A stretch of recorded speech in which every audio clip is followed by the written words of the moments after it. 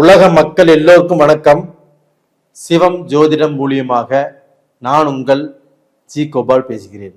இன்னைக்கு பேசக்கூடிய தலைப்பு என்ன அப்படின்னா, ஜூலை மாத பலன்கள்.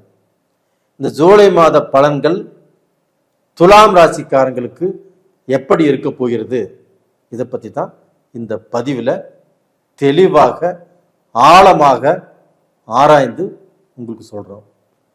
இதை ஸ்கிப் பண்ணாமல் பொறுமையாக பாருங்க. உங்களுக்கு தேவையான சில விஷயங்கள் பரிகாரங்களுடன் இதில் இருக்குது.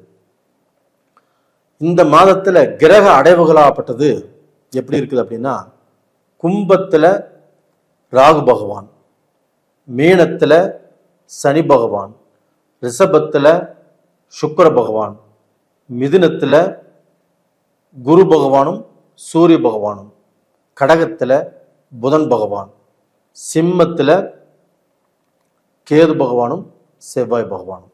இது இந்த மாத கிரக அடைவுகள். அப்ப இந்த மாத கிரக அடைவுகளால்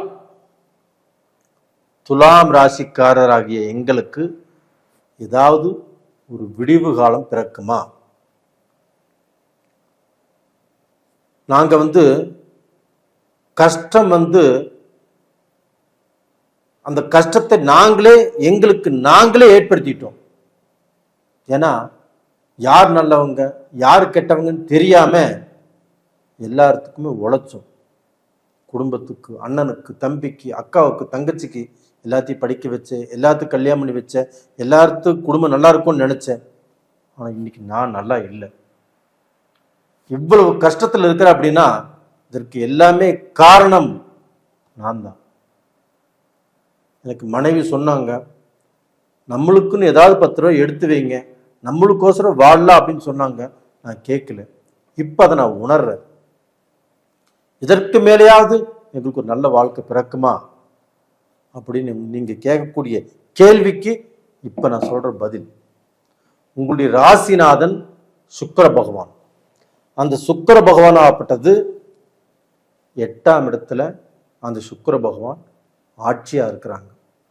எப்பவுமே தான் வளரணும், வாழணும், சில விஷயங்களை சாதிக்கணும், எதிர்த்து போராடணும், எல்லா விஷயங்களையும் ஜமாளிக்கணும் அப்படின்னா நம்முடைய ராசிநாதன் ஸ்ட்ராங்கா இருக்கணும்.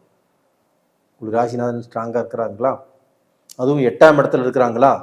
அப்ப அந்த 8ஆம் இடத்துல இருக்கும்போது உங்களுக்கு கண்டம் இல்லை, தெண்டம் இல்லை, வீண் விரயம் இல்லை, அவமானம் இல்லை, கடனுக்கு பயந்துட்டு ஊரட்டு போக வேண்டியதில்லை. இதற்கு பதிலாக நீங்கள் பட்ட கடனையும் அடைப்பீர்கள்.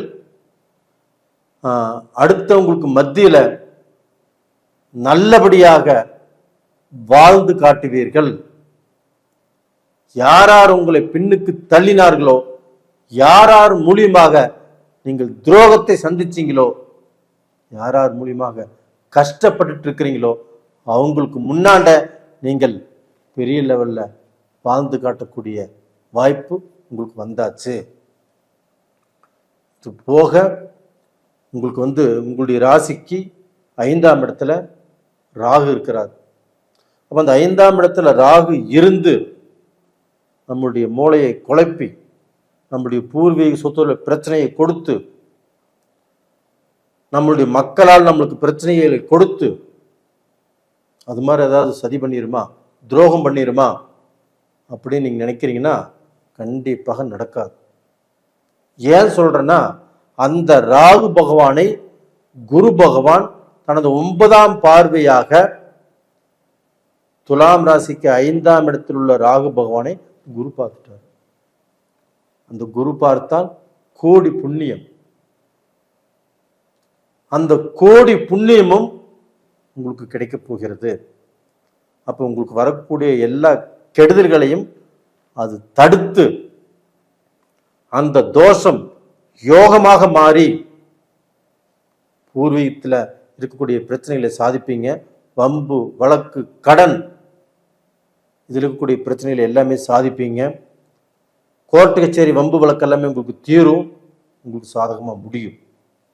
மக்களால் கண்டிப்பாக மக்களுக்கு கல்யாணம் ஆகும், இல்லை மக்களுக்கு ஒரு வேலை கிடைக்கும், இல்லை மக்களுக்கு ஒரு காலேஜ் சீட் எதிர்பார்த்துட்டு இருக்கிறீங்க, அது நடக்கும். அப்போ மக்களால் எவ்வளோ மனஸ்தாபம், எவ்வளோ குழப்பம், எவ்வளோ வேதனைகள் இருக்கிறீங்க. அந்த வேதனைகள் கண்டிப்பாக தீரக்கூடிய நேரம் வந்தாச்சு. உங்கள் மக்கள், உங்களுடைய மகனோ இப்போ பார்த்தீங்கன்னா மகளோ ஏதோ தவறான பாதையில் போயிட்டுருக்குறாங்க, உங்கள் மகனும் தவறான பாதையில் போயிட்டுருக்குறாங்க, உங்கள் பேச்சு கேட்கல, இவங்க திருந்தி வருவாங்களா? கண்டிப்பாக வருவாங்க. இது போக பார்த்தீங்கன்னா உங்களுடைய ராசிக்கு 9ஆம் இடத்தில் குரு பகவான் சூரியனோடு இணைஞ்சிருக்கிறாங்க. அந்த சூரியன் யாரு? 11ஆம் இடத்து அதிபதி. 11ஆம் இடத்து அதிபதி 9ஆம் இடத்துல குருவோடு இணைந்து. அப்போ உங்களுக்கு பலன் எப்படி இருக்கும்? உங்களுக்கு உங்களுடைய பழக்க வழக்கத்தின் மூலியமாக ஏதாவது ஒரு நல்ல வாய்ப்பு கிடைக்கும், ஒரு அதிர்ஷ்டத்தின் மூலியமாக கிடைக்கும், ஒரு லாட்ரி வாங்கினாலும் அதன் மூலியமாக நீங்க நல்ல நிலைமைக்கு வருவீங்க. அதுபோக அந்த குரு பகவானும் உங்க ராசியவே பார்க்கிறார். அப்ப இந்த ராசியை குரு பார்க்கும் போது நம்ம ராசி நாதனும் ஸ்ட்ராங்காக இருக்கும் போது நம்ம கவலைப்பட வேண்டிய அவசியமே இல்லை. அப்ப நம்மளுக்கு பாத்தீங்கன்னா மதிப்பு, மரியாதை, அந்தஸ்து, நம்மளை விட்டு போன எல்லா விஷயத்தையும் இப்ப நம்ம அடையக்கூடிய சூழல்ல நம்ம வந்துட்டோம், அடைய போறோம். அப்போ இந்தியாவில் இருக்கிறவங்களோ இல்லை வெளிநாட்டில் உள்ளவங்களோ, Malaysia, Singapore, Brunei, Indonesia, Japan, German, Switzerland, USA, London, Australia, Canada, இது மாதிரி எத்தனையோ கண்ட்ரிகள் இருக்குது. எத்தனையோ கண்ட்ரிகள் நிறைய பேர் வாழ்ந்துட்டு இருக்கிறீங்க. உங்க எல்லாத்துக்கும் நீங்கள் நினைச்ச வாழ்க்கை கண்டிப்பாக அமையும். நீங்க நினைச்சபடியாக பிஸ்னஸ் பண்ணுவீங்க. நீங்க நினைச்ச மாதிரியாக ஒரு கண்ட்ரி விட்டு வேறு கண்ட்ரிக்கு ஒரு வேலைக்கு போகணுமா? கண்டிப்பா போவீங்க. வேலையில பிரச்சனை, அந்த பிரச்சனை தீருமா? கண்டிப்பா தீரும். கணவன் மனைவிக்குள்ளேயும் சலிப்பு சங்கடங்கள் இருக்குது, அது எல்லாமே இப்ப தீர்ந்து ஒரு நல்ல வாழ்க்கை அமையும். வேற வாழ்க்கைக்கும் எதிர்பார்த்துட்டு இருக்கிறீங்க, அந்த வாழ்க்கையும் கண்டிப்பாக அமையும்.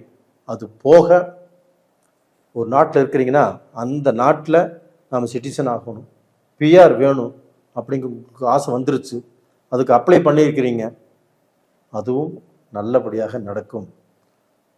இப்போ லாஸ்ட் டயத்தில் அப்ளை பண்ணி வீணாக போயிடுச்சு, இந்த டைம் அப்ளை பண்ணுங்க, கண்டிப்பாக கிடைக்கும்.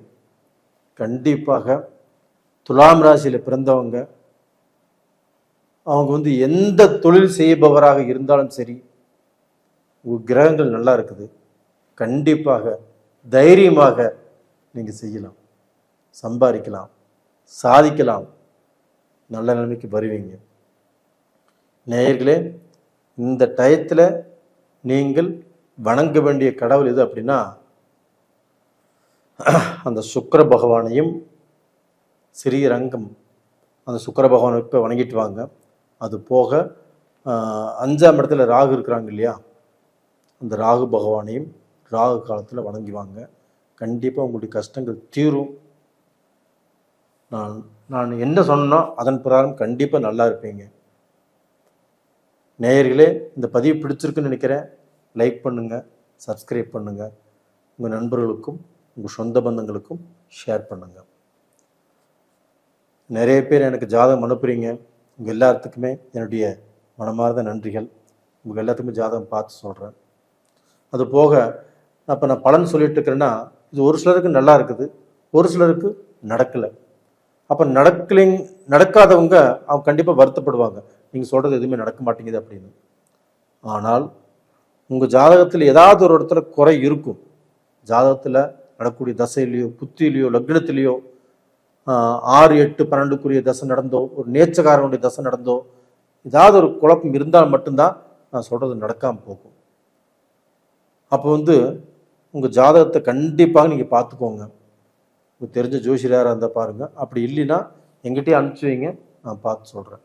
நேயர்களே, உங்களிடமிருந்து விடைபெறுவது உங்களின் ஜி கோபால். நன்றி, வணக்கம்.